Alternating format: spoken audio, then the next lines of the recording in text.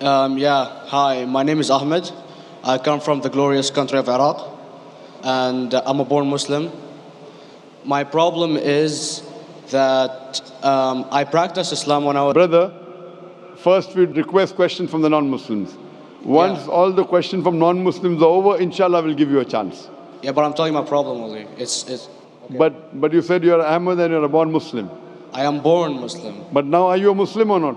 I'm agnostic. Oh, so now you have left the religion of Islam. Yeah, I'm confused. Okay, fine. If you have left the religion of Islam, you can ask the question, brother. Okay.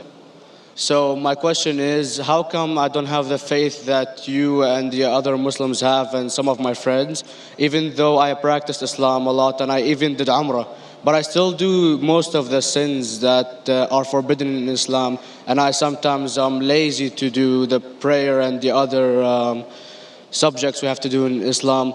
I have read many books and about other religions and conspiracy theories and documentaries and such. I even have seen your own videos on YouTube, and there are many questions that go around my head about Allah and the Messenger and Muslims in general.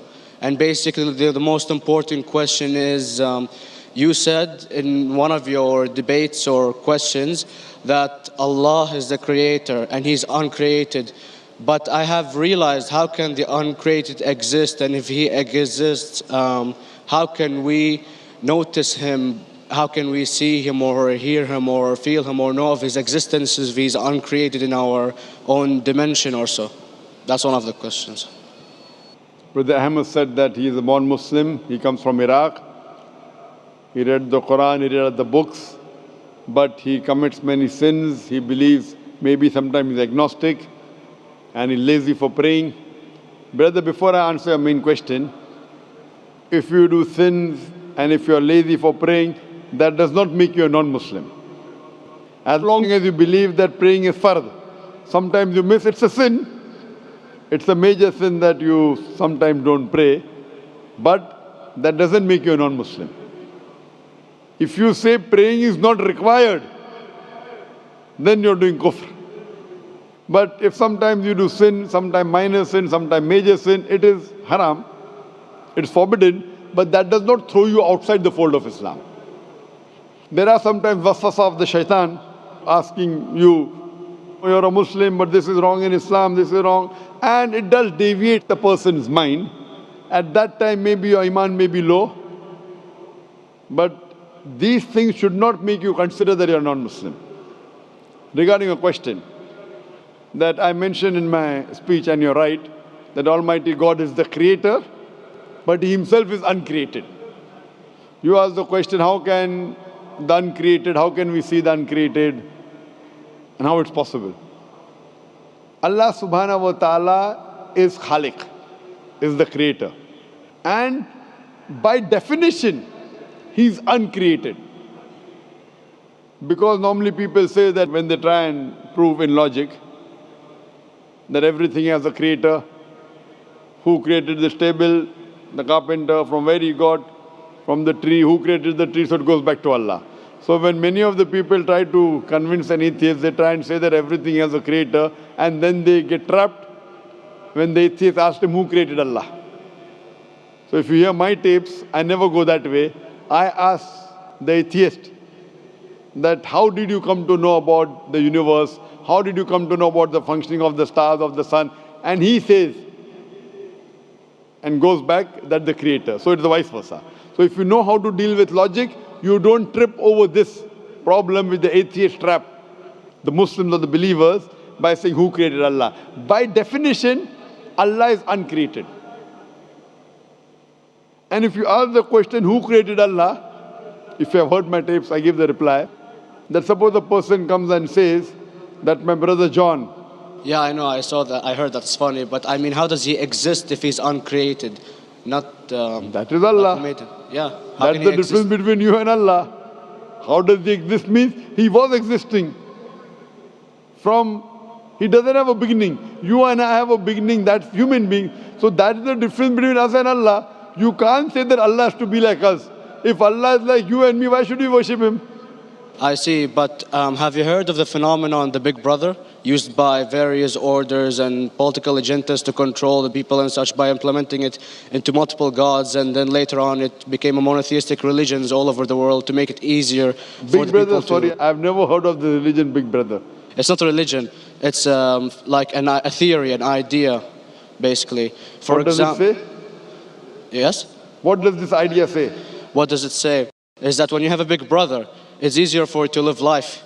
When you have someone watching you the whole time, understanding you the whole time, protecting you the whole time, being with you the whole time, and you can talk to him, although he never talks to you back, maybe in your dreams, do it to your mind and such, it's easier for you to live. While a human who does not have a big brother and is not easily controlled into doing so and is having complete freedom is a danger for the major ruling powers and such. What does this say? I don't understand. Big Brother may be the Big Brother, may not be the... What does it have to do with Islam and God? What does it have to do? Because basically Allah is watching you the whole time. So you want to knows... say that Allah is like a big brother? Indeed, you use him for your protection so you won't be scared. You know what I mean? See, this is the hypothesis.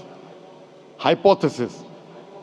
If you have heard, how do I convince an atheist? If you have heard my answer, that you said that you're agnostic, you're atheist.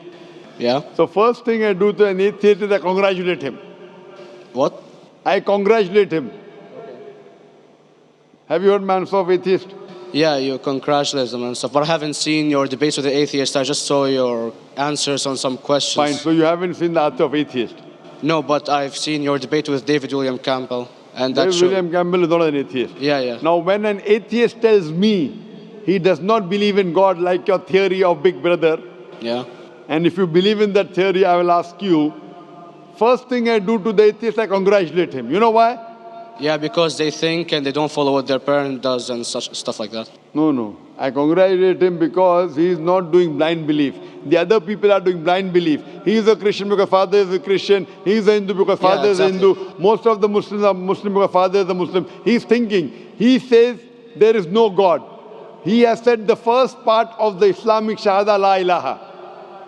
The reason I congratulate him is because he has said the first part of the Islamic Shahada, Islamic Creed, La ilaha. The only thing I have to do is illallah, which I shall do inshallah. So if you have heard my answer, an atheist becomes an atheist because he believes in science, he believes in logic. Or I ask him that if an equipment is bought in front of him, which no one in the world has ever seen, and if the question is asked, that who will be the first person who will be able to tell you the mechanism of this new equipment? What is the answer? Of course, he's going to tell you the producer or the maker of this equipment. Creator, producer, maker. So when we ask him questions that how did this universe come into existence, he will talk about the Big Bang. This what we're going to talk is already mentioned in the Quran 1400 years ago in Surah Anbiya chapter number 21 verse number 30. Avalam yaral lazina kafaru anna samawati wal arda kanat ratkum fataknahuma. Do not the unbelievers see that the heavens and the earth were joined together and we clove them asunder. This what you came to know 50 years back is mentioned in the Quran 1400 years ago. Who could have mentioned that?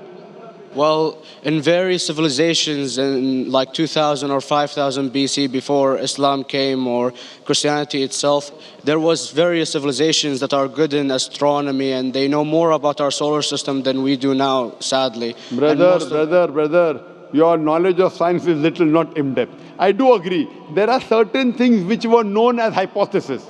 For example, we came to know, we were proved that the earth was spherical in 1577.